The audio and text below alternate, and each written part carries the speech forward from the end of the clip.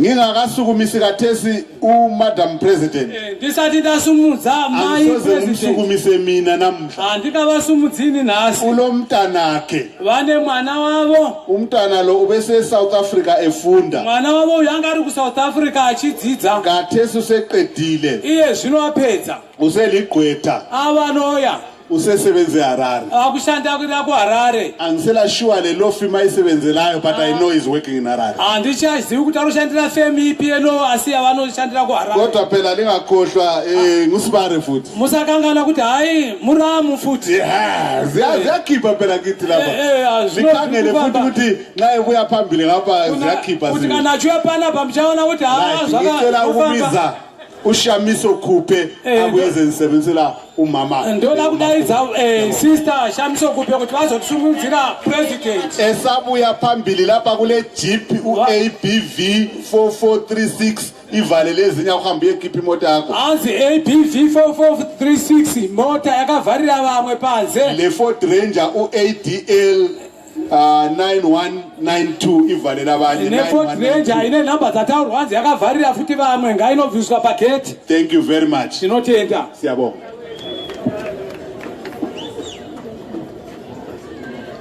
Kukula. Izenzo. Izenzo. Kukula. I greet you all in the name of democracy and in the name of a new dawn and new beginnings, all protocol observed. I am here today as a proud citizen of Zimbabwe, a proud registered voter, a proud woman, but most of all, I'm here as a very proud daughter. Today is the day when all the hard work, blood, sweat, and tears pay off. Today is also the day when the glass ceiling is shattered and what was once impossible is now possible. Most of you know my mother as Dr. Thokozani Khupe, a fearless, strong leader. But I know her as mom. I know her as the woman that worked long hours at the NRZ and worked hard to put me and my brothers through school with no complaints. I know her as the woman that would balance being a mother and a politician at the same time, no matter how challenging it was. I know her as the woman that fought cancer fearlessly and won without breaking a sweat and showing that the battle was hard. I know her as the woman that juggled putting me and my brothers through university while fighting cancer, studying towards a PhD, and working hard as the Deputy Prime Minister of the country, all at the same time without complaining. I know her as the woman who, if it was not for her, I would not be standing in front of you being the lawyer that I am today. I know her as the woman that taught me that in life you must stand for what you believe in and what is right, no matter what people do to you or say to you. I learned strength and courage beyond measure from my mother. As a woman, she taught me to say that if they say it is impossible, never give up. Be the first to do the impossible. With this, it is my honor and privilege to present my president, our presidential candidate for the upcoming 2018 election, and a woman about to make history, my mother, Dr. Thokozani Khupe.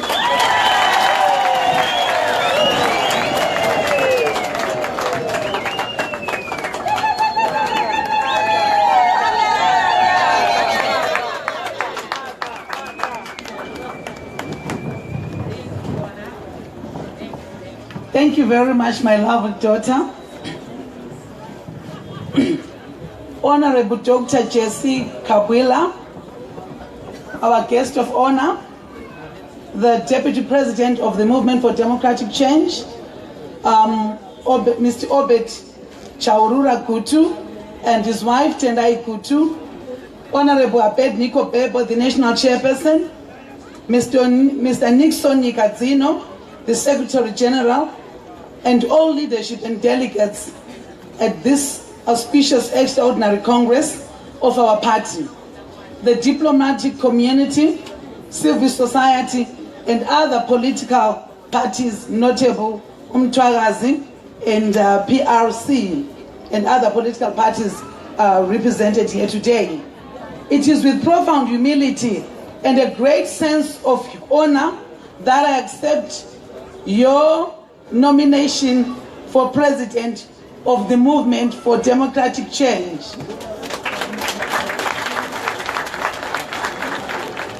26 years ago, I was the Secretary of the Zimbabwe Congress of Trade Unions Women's Advisory Council, going door to door into companies in what was then a relatively thriving economy, as we built and sharpened this labor body to confront government more directly over working conditions.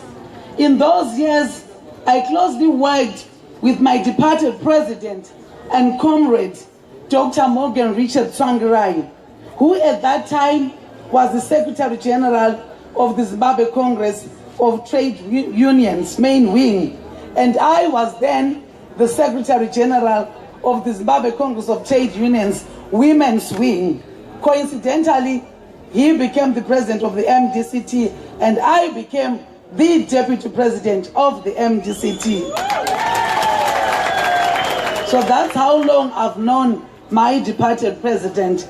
May his dear departed soul rest in eternal peace, which shall forever, which was popularized by sheer hard work, determination, service, and sacrifice. Our memory is that of our champion because his vision lives on. Today we stand together on this historic Stanley Square in Makokova, on the edge of a historic crossover to our long-held dream of a new Zimbabwe. This venue is special in the history of this country, as giants like the late Father Zimbabwe, Dr. Joshua Nkomo and others stood on this podium and defined the struggle of generations through a leadership consensus which knew no color, no creed, no sex or tribe, age or religion. The struggle for generations is what has led us to this famous and yet humble town of Makokova, to make our footprints and the sands of the time as those who heeded the call to build a leadership consensus which will carry forward with the broader aspirations of our people. Let me state categorically that we make no apology. Let me state categorically that we make no apology about calling to order those of our comrades who have hijacked our party to further their goals in political expediency at the expense of the general populace who make this movement for democratic change such a glorious organization to call home.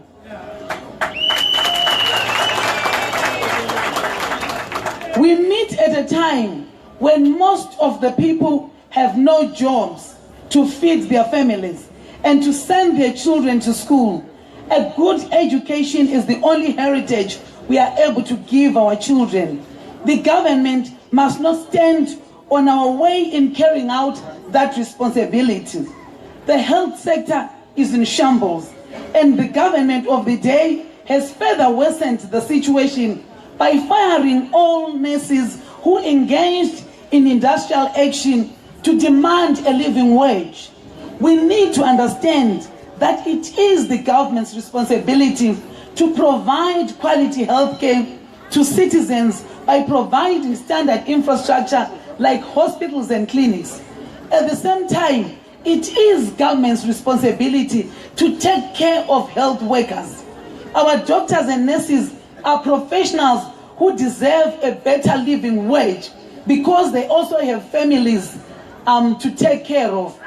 Our constitution gives Zimbabweans the right to demonstrate peacefully, and we cannot have a government that takes away that right from any of our fellow citizens. In other words, we must not allow this government to find an excuse for abusing our health workers on the basis that they work for a critical sector that saves our lives. We refuse to be made to fight with professionals who are facing the same economic hardships that we face. All workers in Zimbabwe deserve better salaries, including nurses. We meet at a time when most of us who are poor in the rural and urban areas are facing hunger and starvation on a daily basis. Zimbabwe is suffering from an economic collapse caused by the ZANU-PF government. In 2013, the ZANU-PF-led government promised more than 2 million jobs.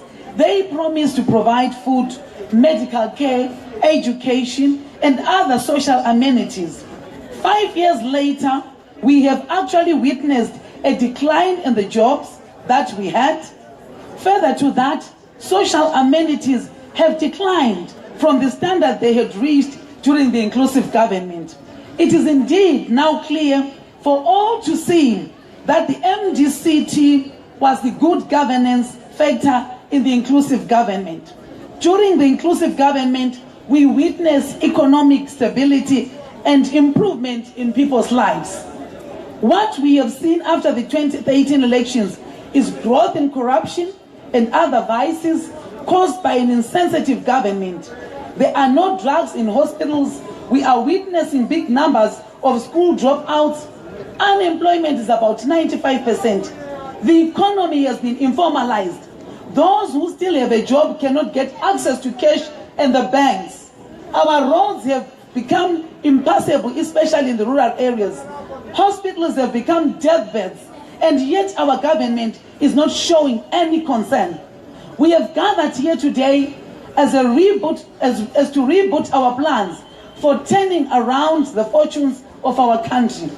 The able leadership you have elected today will deliver the change you want in government, because it will usher in a new trajectory, in a new culture of doing things. It is no longer business as usual. This Congress is the beginning of our dreams and hopes. The new government, led by the MDC, will focus on broad-based economic empowerment that will ensure that people have got jobs. We want decent jobs that will ensure that all of us put food on our tables, can take our children to school, can afford decent health care, and have access to clean water and alternative sources of energy like solar power and biogas in rural areas. This government will put more effort on industrializing the economy. Zimbabwe is highly informalized, with more than 6 million people in the informal sector. Almost everybody in Zimbabwe right now is in the informal sector. And yet informalization does not facilitate capital accumulation. We want the formal sector to work. We want to create jobs. We want people to have decent salaries so that they are able to have a better life for themselves and their families. This government will focus on sincere re-engagement with the international community. This government will focus on bringing the much needed foreign direct investment. An MDC-led government will seek to join the global world and play a part in order to ensure every citizen has a country they are proud of. Zimbabwe is blessed with natural resources: gold, diamonds, coal, methane gas, chrome, platinum, iron ore. And the sad reality is that we have absolutely nothing to show that we are a rich country. When I look at all of us, I'm supposed to be seeing diamonds glittering in our eyes. I'm supposed to be seeing gold glittering in our eyes. But what is it that we see? We see poverty, poverty, poverty, and poverty.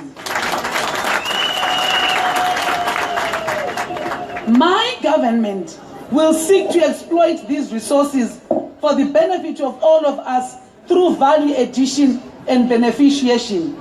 In 2013, Zimbabweans across the political divide passed a new constitution into law. Central to this constitution is the principle of devolution of power as the government model and a means of empowering elected representatives to make decisions on how best their communities can exploit resources in their localities.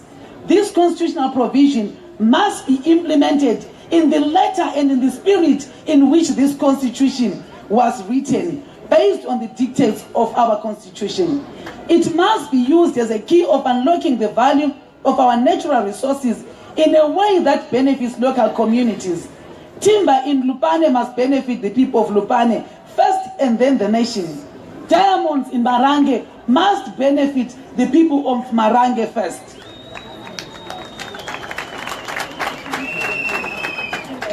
I will go further to state that respect for constitutions does not just start at government level, but within the political system. Clarity begins at home. MDC was founded on constitutionalism and the rule of law. No one can truly be a proud member of our party if they cannot respect their own constitution. Constitutionalism is the blood of the party. Democracy, the bonds that it stands on. And our values are the flesh to this body we call MDC. We therefore cannot, at any time and under any circumstances, be seen to be violating our own party constitution. ZANU-PF and its representatives long tore the national constitution and threw it into the dustbin. Other political formations have also done the same to their party's constitutions, and yet want to be given the national constitution. We stand in the gap, and we must never ever allow our country to be ruled outside the constitution. And at the same time, we must never ever allow our political parties to be ruled outside the constitution.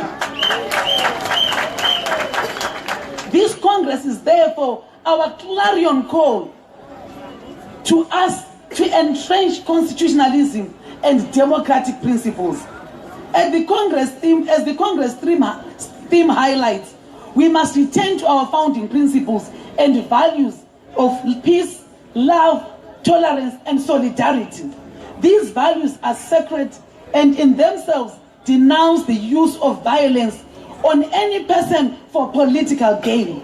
I implore you as members of the party to demand of these values from ZANU-PF and from those among us in the party and in the opposition camp, so that they respect constitutions and they adhere to the values and principles of those political parties.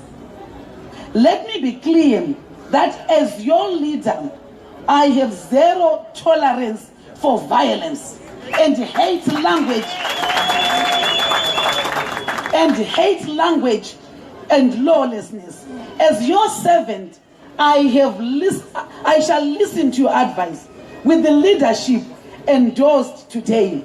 I am confident I will not fail you. These men and women who have accepted your nominations are of great caliber and will carry your mandate to deliver a new and better Zimbabwe. We shall hold each other accountable to respect both the party and the national constitution, and we urge you to do your part. We stand for a leadership consensus premised on the ideals and principles of our constitution, and we will not fail you. As you are aware, we are less than 3 months before the holding of national elections. We have a lot of work to do. We need to win this election. We are going to begin a process of nominating candidates for the House of Assembly, Senate, and councillors. Campaign will begin in earnest. Let us all put our shoulders to the wheel and get votes out there, because we are the MDC, a party of excellence. The Bible says, if God is for us, no one can be against us. And I would like to say this today. God is for all of you gathered at this extraordinary Congress and no one will be against us.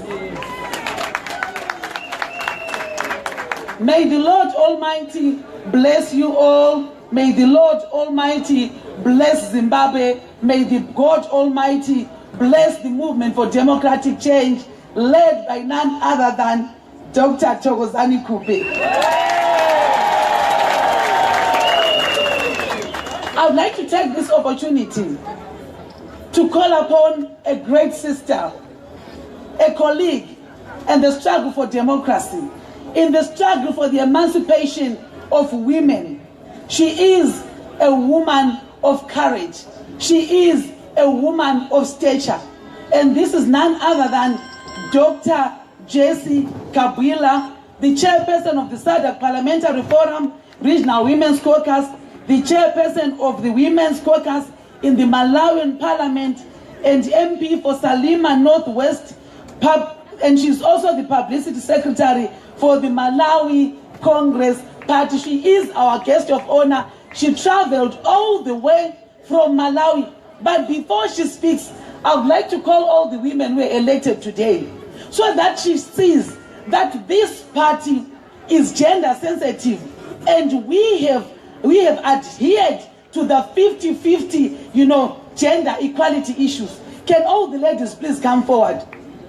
The Deputy President, Honorable Gutu, initially alluded to the fact that out of the 15 standing committee members, we have 7 women and 8 men.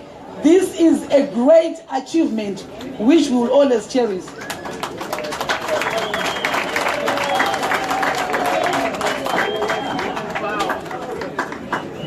The girl power is coming.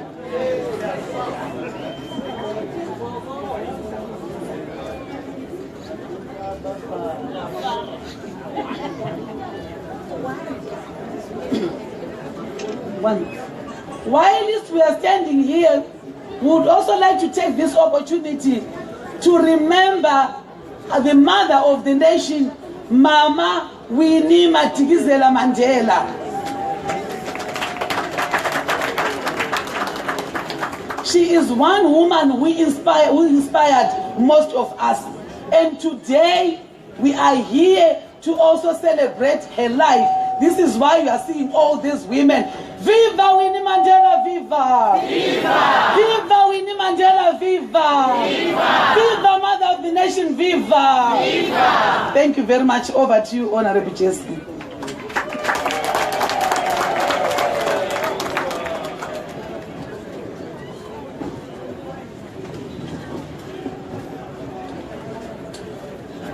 The President, who I should give time for her to make her way. Thank you. The President, Dr. Thokozani Khupe, the Vice President, Mr. Honorable Obed Gutu, Chairman, A. Bebe.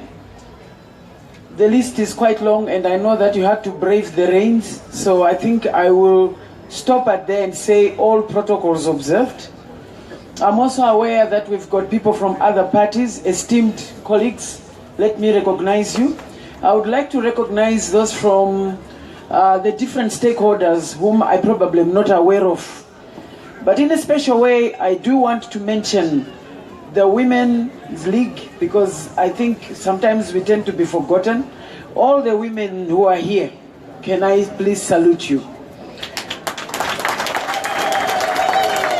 And in another special way, the youth who are here, I'm very, very, very appreciative of your attendance here.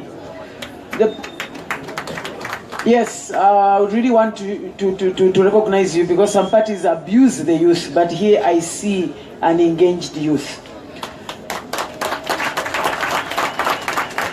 The President was very right to actually recognize the women who have been voted. I want to reciprocate by calling forward all the men who have been voted with the women to come and stand with me here. I would like to recognize them. If you can come and stand with me, all of you. On behalf of these men, I want you to get it from me, and when I'm done with my speech, I think you know that it takes a man to share a stage with a woman like me. It means you are real men. I want to emphasize that real men have come to MDC-T and have seen that here you are real men. Real men are not afraid of firebrands. They are not afraid of powerful women. So on behalf of everybody, we would not have been saying we've chosen Khupe today if you men had not put the national agenda in front and loved this nation and looked for a leader and not for a gender. So I want to thank you from the depth of my heart as the one leading institutions of women in the whole of the SADC region, that on behalf of all of us women, we want to assure you, when you put us in power, we put you in power. Because women, we give birth to all of you. Nobody would be here without us. Nobody would be here without us. So rest assured, you are very safe.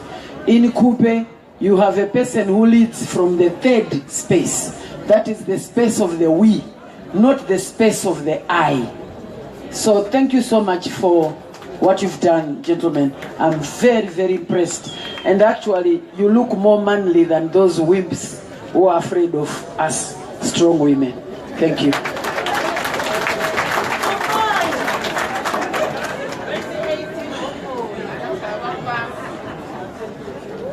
I'm going to start my speech by saying, Semadzimai emu Zimbabwe takapirira zvakanaka. Semadzimai emu Zimbabwe takamirira zvakanaka. Kurema kwazvo kunoda madzimai. Kurema kwazvo kunoda madzimai. Hazvina mhosva kana zorera, takamiri zvakanaka. Hazvina mhosva kana zorera, takamirira zvakanaka. O kurema kwazvo kunoda madzimai. Kurema kwazvo kunoda madzimai. Thank you very much. That song is dedicated to all the women leaders in this country, regardless of party that you are. I think, as you can see, I'm not a stranger to Zimbabwe. I've grown up here, 20 years in this country. In fact, there is a time when I became such a thorn in the flesh to the president in my country, he actually deported me to here. He said he had never seen such madness. He thought I should be from somewhere else. I said, no, I'm Malawian. I'm just the kind of Malawian who stands on her ground. And the reason is simple. If there's something I took from Zimbabwe, it is to stand up for what you believe in. I want to start off by expressing my condolence for the loss of Comrade Morgan Changirai. I'm not going to belabor, but trust me, my entry into politics came from leading the academic freedom struggle as a union president. So I'm very well aware of leaders born from the labor movement. And I'm happy that today I'm also addressing a leader born from the same crucible. So I want to say on behalf of the continent, and I would say the whole world, we mourn with you. You've lost a person who contributed a lot. We also know that whatever he did not do it alone. It was with you. So we are offering condolences to the right place. Secondly, I want to thank you for inviting me just after we've buried Winnie Mandela, whom I call a mountain warrior. For me, I speak openly here to say she was not just a firebrand, but a woman who gave people like me not only permission, but the formula to stand up and fight injustice, even when most around you are actively and openly betraying and pushing you down, hating you for your strength and courage, expecting you to apologize for being a strong woman. Winnie Mandela, a mountain has fallen, a warrior has crossed over to the ancestor world. We will not forget you. I also want to thank you for inviting me at a time when I myself am facing challenges of constitutionalism. I'm very, very grateful that I've come here to see the product of a leader born out of a constitutional process. Not someone concocted in someone's house or with some friends. A politician is supposed to be a product of the people, not a figment of someone's imagination. Neither should someone be a product of power relations or a decision to say, I've decided that I'm going to be your president. There's nothing like that. MDC is not kitchen property. This is not something that someone can just decide, I'm going to lead. Anyone who does that is belittling you, the people of MDC-T. Anybody who does that is infantilizing you as the owners of this party. Your leaders are your servants. You produce them. They are not your bosses. And if any of us ever think we are bigger than you, we have no place, no moral place to be called whatever position. I want to make it very, very clear. To me, I am addressing from the podium, but to tell you the truth, you are the bosses. If MDC-T gets into government, it will be because of you. The ideals that we stand for, I'm not going to take very long, are very simple. Today, we are presenting Thokozani Khupe as president. I want you to understand, she embodies you. In other words, anybody who questions this process is questioning you. So be your own policeman of your constitution.